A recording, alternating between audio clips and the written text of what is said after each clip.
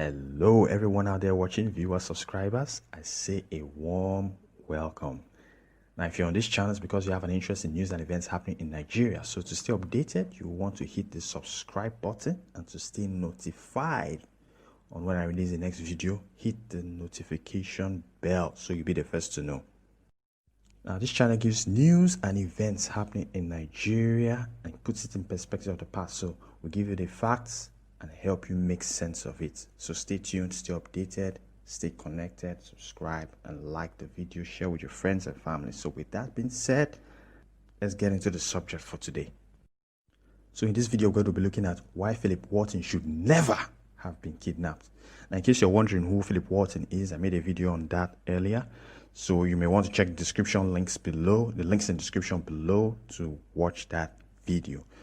So just to give you a quick recap, Philip Walton is a US citizen that was kidnapped in Niger on the 24th of October and was rescued on the last day of October. Now, we want to look at why he should never have been kidnapped. Of course, there is nobody that ever qualifies to be kidnapped. But we want to look at what's so peculiar, what's so unique about Mr. Philip Walton and why he should never have been kidnapped. So what do we know about Philip Walton? We know that Philip Walton is the son of missionaries. We know he's a young man, 27 years old, living in Niger with his wife and a young daughter. So that, by default, I think implies that he is a missionary. Now, what do we know about the events surrounding his kidnap? Now, we know that in the morning of October the 27th, being a Tuesday in Niger Republic, he was on his farm when he was kidnapped. Now, okay, let's put it into perspective. A young man, 27 years old, with his wife and young child living in Niger and working on his farm. Now, clearly in a simple life, he's living a modest life. He's a US citizen, okay, living in Niger. Good. So this is a perspective, this is background, and I want to believe that being a son of missionaries, he himself is also a missionary and probably on missionary work in Niger. We don't have the facts about that, but it's implied. Okay, with that being said, now, what do we know about his kidnappers? We don't know much about them, but what we know is the news about his kidnap. Now, what happened? He was on his farm when he was kidnapped, and the kidnappers went to his house.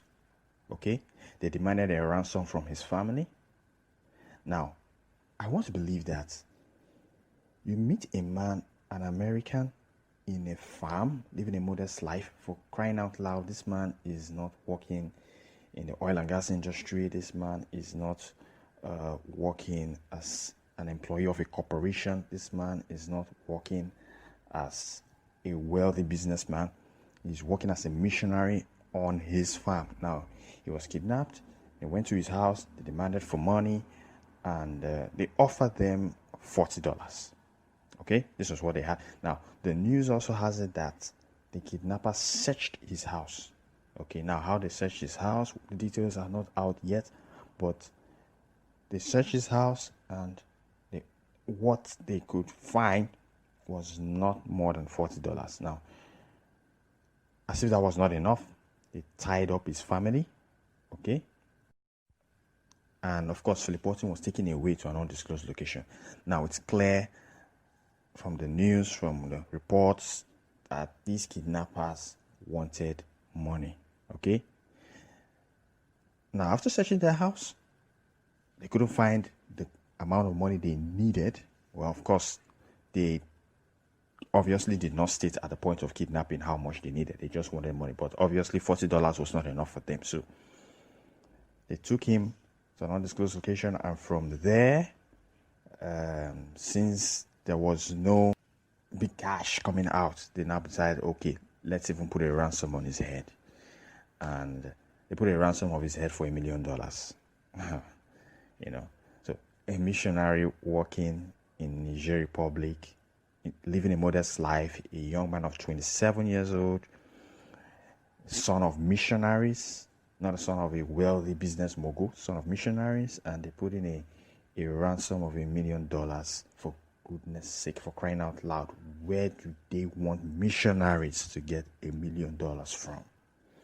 I mean, missionaries are people that go to other countries to spread the gospel of Jesus Christ, to spread the gospel of salvation. Now, these people risk their lives. Sometimes they die of sicknesses. Sometimes they die of infectious diseases. Sometimes they die because of harsh conditions and stuff like that. They sacrifice their lives because they have a passion and a conviction to spread the gospel of salvation. Now, the kidnappers kidnapped him.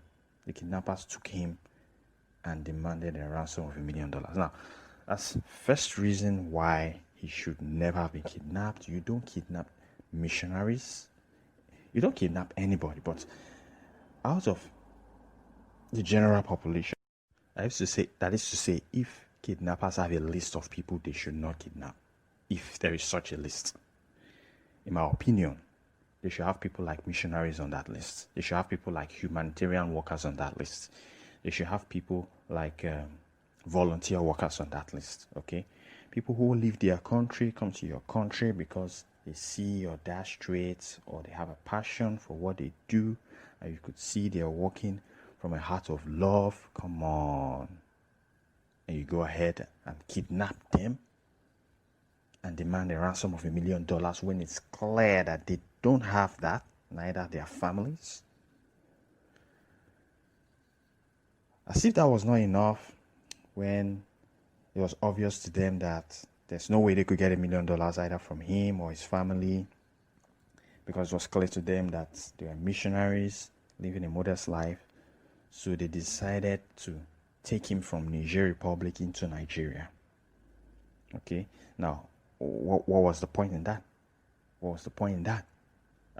That's absolute nonsense. That makes no sense to me, because it's now starting to look like they wanted to trade him for money. Come on. Why would you do that to a U.S. missionary in your country? A young man of 27 years old with his wife and daughter.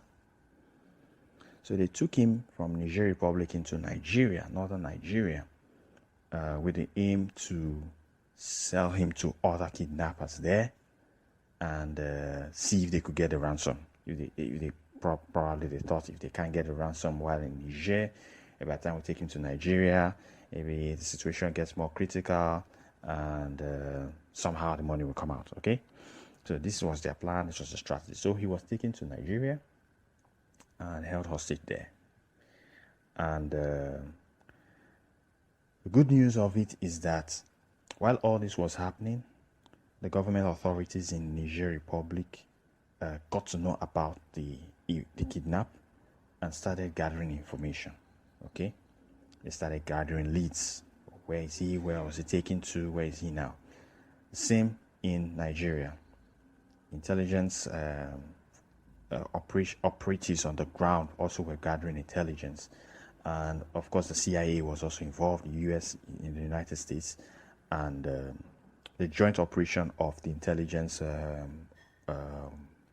on the ground and in the CIA gathered enough information for them to locate his whereabouts. Okay, and that was why it was possible for the US SEALs to rescue him in the way that they did. Okay. Now, what do we know about the rescue operation? We know that the United States government sent the US SEAL Team 6 to rescue Philip Walton. Okay. Now, reports have it that it was the elite team of the US SEALs Team 6. Now, in case you're wondering, what's the US SEALs Team 6 or the elite team 6? Now, the US SEALs have several kinds of teams. That's Team 6, Team 8, Team 9, okay, etc. Now, the US SEAL Team 6 is a special strike force of the United States military. Okay, the reports have it that it's the same Team 6, maybe not the same operatives, but it was the same Team 6 kind of officers that were able to carry out the operation in Pakistan, and where Osama bin Laden was killed. Okay, now these guys were sent. 30 of them jumped out of the plane and parachuted down into Nigeria. Okay, and within minutes, this was very early in the morning before the break of day, in the dawn hours of October the 31st local time, Nigeria, Mr. Philip Walton was rescued from the hands of his captors. Now, what do we know about the rescue operation? Now, we know that the SEALs got to the location where he was, and there were 7 of his captors there, okay, that were keeping him in custody, and 6 of them were killed by the SEALs, and he was rescued. Okay, 6 out of the 7 were killed, and Philip Walton was rescued. Now, if we know who the US SEALs are and how they carry out their operations, we know that these guys are highly trained. We know that they hardly miss when they shoot. We know they can carry out operations even in the dark of night, because with the information we have, he was rescued in the dawn. He was rescued before daybreak. So they probably must have used night vision, okay, to get into the facility and to identify his captors and to shoot them down, get them, put them down, and get him rescued. Now, it's a big win for everyone who has Philip Walton's interests at heart, everyone who was involved in his rescue, for the government of Niger Republic, government of Nigeria, and the United States. It's a big win for everyone. It's also a big win for the US SEALs, okay, because there was 0 casualties on the part of the United States, okay.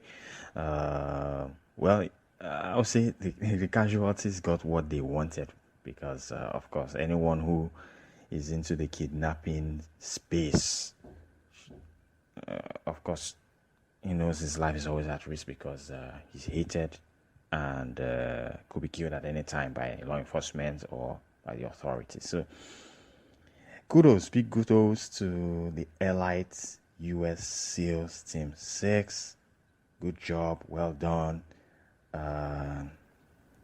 I wish you many more successes in your operations. Of course, I hope such kidnapping incidents do not happen in the future, but I give kudos to you, and thank you for your efforts, your patriotism. Thank you for your love, your heart, for going all out, risking your lives to save Mr. Philip Walton and his family.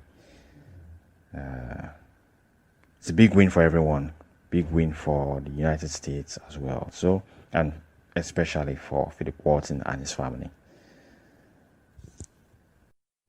So with that being said, I'll let you listen to President Trump's address. But before that, if you've not watched the video on his rescue, I left that in the description below. So check the link in the description below for that video.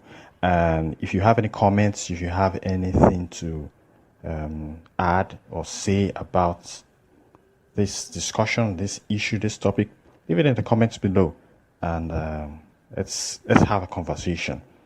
Okay, so on to President Trump's address now. Last night, our brave special forces rescued an American hostage in a faraway country.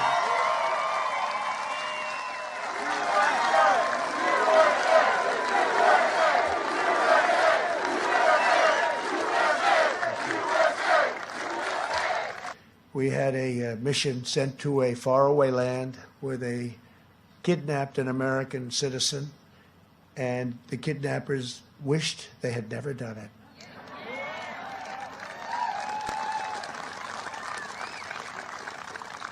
And they went in with a large group, 0 casualties. We got our American citizen, young man, we got our young man back. But the other side suffered gravely, I can tell you that. Our nation salutes its courageous military, which brilliantly executed this operation. Very few people would have been able to do it. It was very complicated and very complex, tough area. We celebrate the safe return home of an American hostage. We've gotten many hostages home. USA, USA. I love those chants. So if you like this video, don't forget to leave a thumbs up.